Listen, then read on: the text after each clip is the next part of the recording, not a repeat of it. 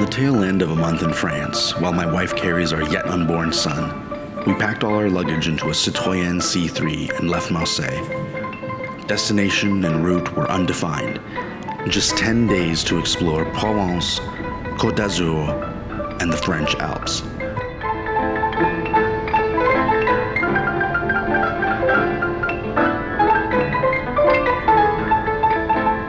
Partie 1. Provence. This region has captivated the imagination of artists and auteurs from Vincent van Gogh to Jean-Luc Godard, and now, of course, Will Ramirez. Doing a little road trip through Provence, we started out in the small town of Le Marais. Le Marais? Was that Le Marais? Lourmarin. Lourmarin. Je m'excuse. The small town of Lourmarin. And yeah, the car situation, these roads are like basically bike lanes by North American standards, despite the speed limit in some cases being like 80. It's just not possible when you have like cars just barreling down on you and you're pretty much on the edge. So it was a very stressful ride. Add to that, of course, the fact that it's a manual transmission car because Europe, which is fine. I love driving manual, except when it's under duress of tiny roads and winding. The roads are a lot of fun. This is like winding roads, hairpin turns, but it's hard to enjoy that when the road is essentially a bike lane and you're having to deal with gears and stuff like that. Now we are at the town of Côte. So I guess this kicks off our Provence leg of the trip. It's a part of France that I've never been to. It's a part of France that, quite honestly, I never really considered. It's a part of France that, based on what you see on like social media and Facebook, Instagram, and whatnot, is very girly. It's less about them being girly and more about like they're all kind of the same. They all kind of have like a bakery, some sort of flower shop, selling soap and candles and so on. It's like there's got to be other stuff, right? Somewhere. That's all I'm saying. As if on cue, I was proven wrong when I came across La Bourrie de Côte.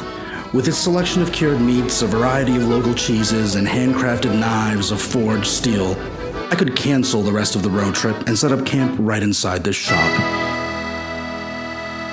Cool shop and a cool owner who was telling me about how he hunts wild boar and foxes in the region. We got ourselves some charcuterie meats and cheese, a baguette.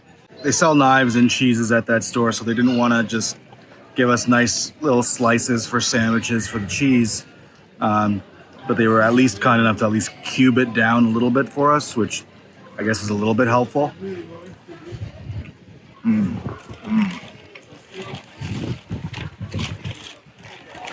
That's a very delicious sheep's cheese. But anyway, so we're just kind of making it work, which I'll be fine. Or I could just eat it like this because it's cheese and it's delicious.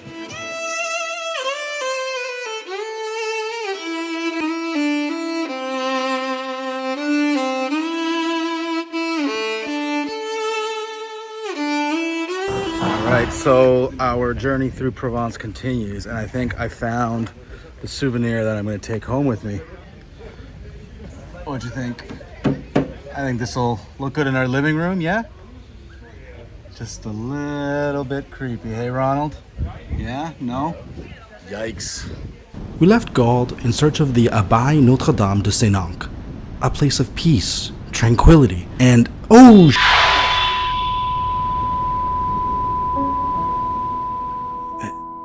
Am I dead? Is this heaven? No. But for nearly 900 years, monks have come to the Abbaye notre-dame de Sénanque to get as close to heaven as possible. Some really cool stuff came out of places like this. Some of the best cheeses that we eat today, some of the finest products, cheeses. I guess I said cheeses already. Of course, champagne was invented out of a monastery. So it's just like amazing things, I guess, happen when guys don't have a PlayStation or a wife or both. I don't know which one of those two things you need to remove to be able to accomplish great things. Before leaving Provence, we were treated to one of my favorite things about France, a local farmer's market. It had all the greatest hits: bread, cheese, cured meats, chickens spinning until they reach roasted perfection. So we're in the town of Le Marin. Just on our way out, actually, we wanted to get something in the town. And sure enough, there's like a farmer's market going on throughout, looks like throughout the entire town. It's pretty massive. A lot of great stuff. That roasted chicken looks so good, but unfortunately it's not exactly road trip food. So I don't know how well it's gonna like hold up. I don't know if like they'll take the rental car back with like chicken grease stains all over it. Great way to spend the last morning in Provence. Great way to spend the last day in the area. And yeah, we're about to get in the car and head down to Côte d'Azur, Cannes. The road trip continues. Part 2, Côte d'Azur. The French Riviera, where Europe's aristocrats, oligarchs, and the generally uber-rich come for vacation. First stop, Cannes, where once a year the cinema elites gather for a luxurious game of show and tell. I have dreamt of walking up these stairs on my way to premiering a film at Cannes. One day. Cannes is like, how do I describe it? It seems like the vibe here is you come here to flex. It's not like other beach towns where it's just more just chill. It's like everyone's just, hey man, we're at the beach. Let's just relax, take it easy. Anyway, I still haven't had a coffee, and I think that that's what needs to happen. I need a coffee. I haven't had a good cup of coffee. It's been a couple days now, and I really need to sort of change that situation. So hopefully we can find something better.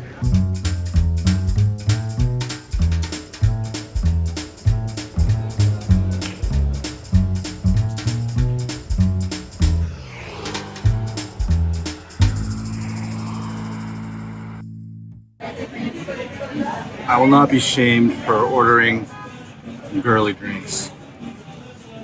Sometimes a beer isn't it, sometimes it's a shot of something isn't it, most times it's not it. But almost all the time on a hot day, something with watermelon, tequila, and other stuff, garnished with a little bit of mint. It's always it.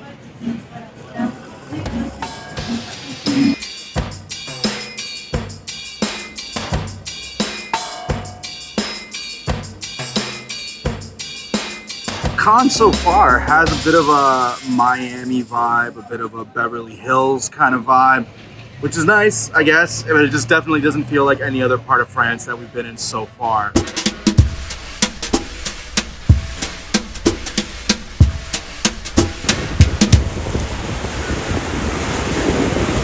So this is real life, guys. We were walking around Cannes. I went into a store, tried on some pants that I maybe wanted to buy. Then when I put on my shorts, I lost a button. Ah! Oh man. So now I am back at the hotel sewing the button back onto my shorts. So if you ever wondered what that, sometimes you go into a hotel and you get that sewing kit. Unfortunately, this hotel was not one of those hotels that gives you a sewing kit. But luckily, we were prepared for exactly this scenario. And I think my grade 7 home ec sewing teacher person would be proud, because I think I'm doing a bang up job. What do you guys think? I can hear my very Salvadoran aunts and mom and everybody.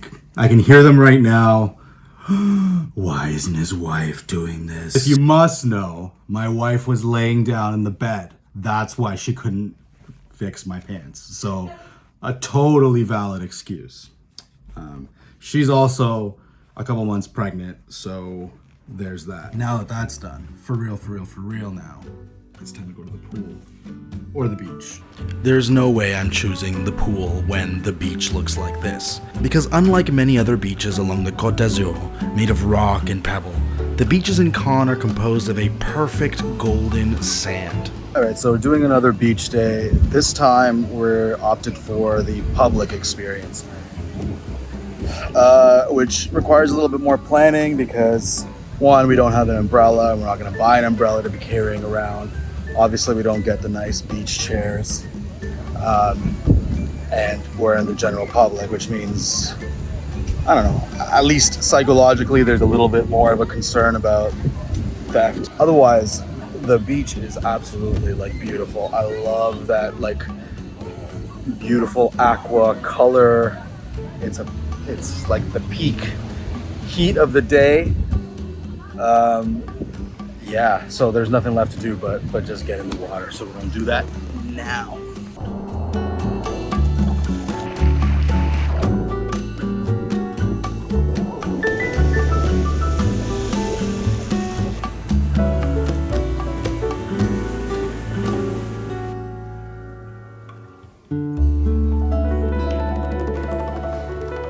So it seems like anytime we're about to leave a town, there happens to be a market going on. So today was no different in the Fourville market here in Cannes, or le marché Fourville, if you will.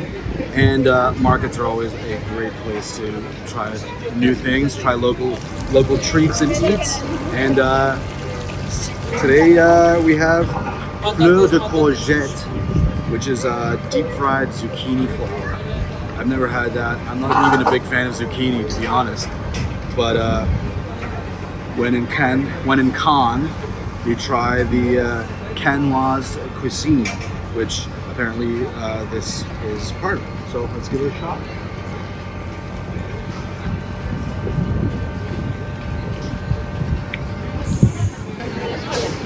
It's good. It's a nice, tasty treat.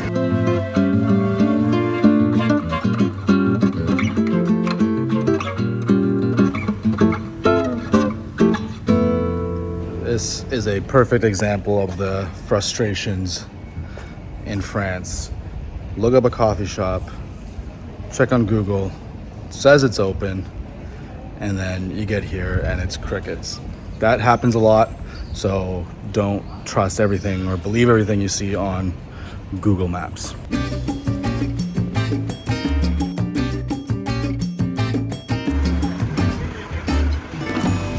I've been promised that this is the best lemonade I will ever have in my life.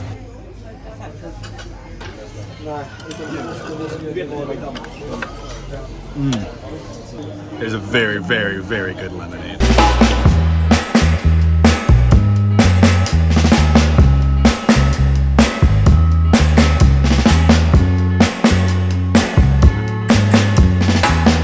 Now we're at the port town, beach town of Villefranche-sur-le-Mer. I'm gonna give you one recommendation. Stick to the bigger beaches like in Cannes. Cannes is a fantastic sandy beach. I just don't like this like bay area enclosure here with all these yachts. It just, a lot of debris is floating around. There's not a lot of like waves happening. So anyway, that's my assessment of this beach.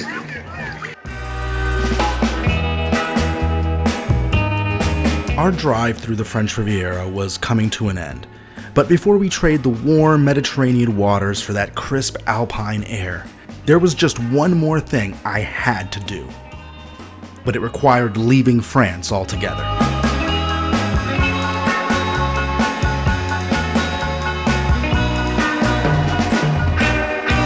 Welcome to the Principality of Monaco, where being in the 1% means you're probably poor. So this is the last stop on our Côte d'Azur French Riviera road trip.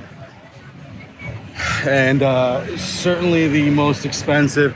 It seems like there's a lot of tourists here, not a lot of people who actually live here, because everyone still looks pretty, everyone still looks like they have a pretty average income based on shoes and haircuts. I'm not necessarily interested in being here and sort of gawking at rich people and how they spend money. It's more just like, one, I wanted to see the Formula One track, which obviously driving on it is, while it is cool to say you're driving on a Formula One track, the reality is you're just sitting in normal city traffic. The one site I did want to see is the Monte Carlo Casino, which is where Casino Royale was set. And there it is. I'm gonna go in with 10 euro, see if I can come back with more than that. But I assume I'm coming back with less than that. But who knows? We'll see. Maybe I'll hit it lucky. Let's go check it out.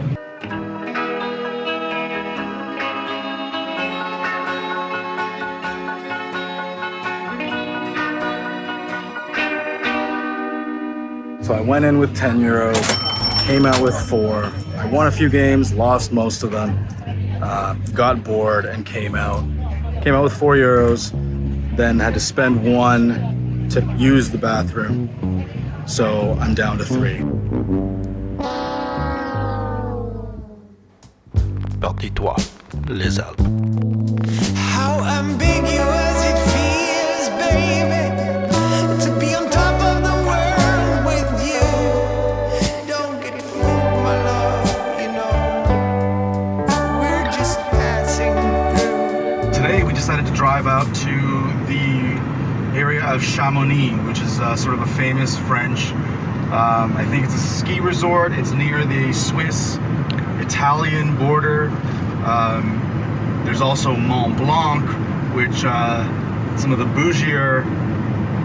bougier viewers might know from that famous pen brand, Mont Blanc.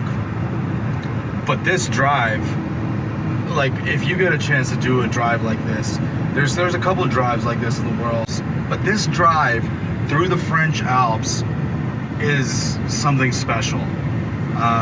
Truly breathtaking. Aside from being an absolute blast to just drive, and then you get this incredible freaking view. Like, this is absolutely breathtaking. Like, I have never in my life driven anything like this, and my God, am I happy that we got this opportunity to do this, because what I'm looking at is absolutely beautiful until I go through this tunnel right now. As we were driving into the mountain area, I get sad because I see like the glaciers up in that mountain, and I know that they're getting smaller, they're melting, and that is changing the landscape. It's changing the availability of water. As we're here in France, it's been a very dry month and they're dealing with drought. Rivers are drying up. It's yet another record year for climate change.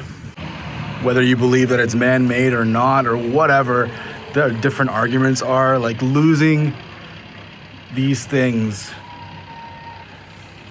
or having these things change and affect the way we live, and just the fact that maybe we are the ones that are making them change. It's a sad thing, and it's frustrating, and it always sort of makes me think about my effect on the planet and what I can do.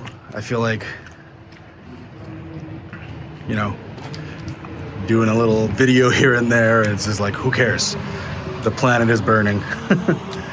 But I don't know. I always get introspective and thoughtful on or near mountains.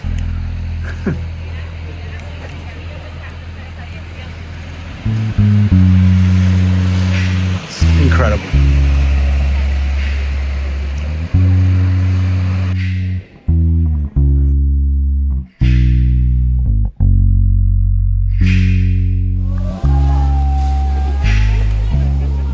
Driving down, we keep seeing signs for UTMB World Series. Don't know what that is, but we're in it now. Seems like maybe it's like a hike, like a, what is it, trail running event maybe? I don't know what ranking or place these guys that are finishing right now are, but their time is like 6 hours and a half. It's like crazy. Running up a mountain in 6 hours. so much, so much. And I'm complaining of a little shortness of a breath. I'm a pansy. I have so much respect for these athletes.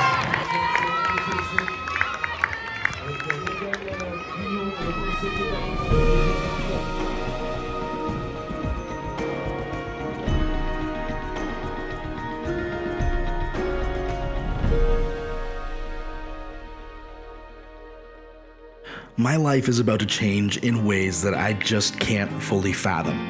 So I'll always remember our time in France as that epic conclusion to one chapter of our life. Before we leave, we take a breath, we fill our lungs with that crisp Alpine air, we pause long enough to thank God, exhale, and turn the page into parenthood. Now I'm doomed, so doomed. Will you remember me? When there's a crack in the night and you're all white. It's hard, it's so hard. You know it's hard.